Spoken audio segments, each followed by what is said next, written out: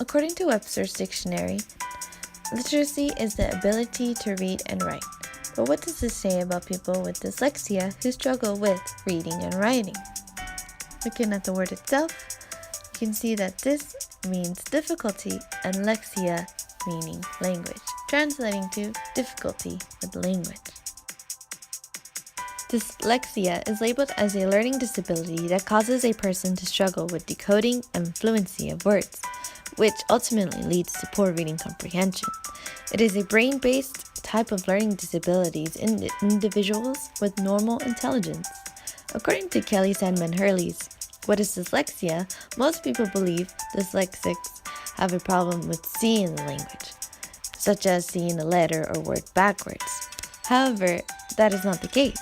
It is not about how a person sees the language, but it's how their mind manipulates it. Dyslexia is a common learning disability that causes many students to struggle academically. However, many students are not assessed for the learning disability, nor are they given the resources to help them improve their skills with dyslexia, causing those students to grapple with literacy their whole life. According to the University of Michigan, an estimate of 70 to 80% of people who have literacy concerns have dyslexia, which equates to 5 to 10% of the population, and in ratio terms, that's 1 in 5 people. Personally, I've never been assessed for a learning disability. However, learning more about dyslexia, I realized that the symptoms do correlate with the struggles that I have all throughout my school years.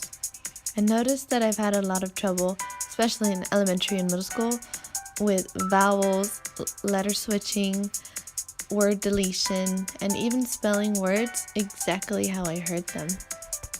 This was the reason why I loved reading more than writing, because in reading I felt safe.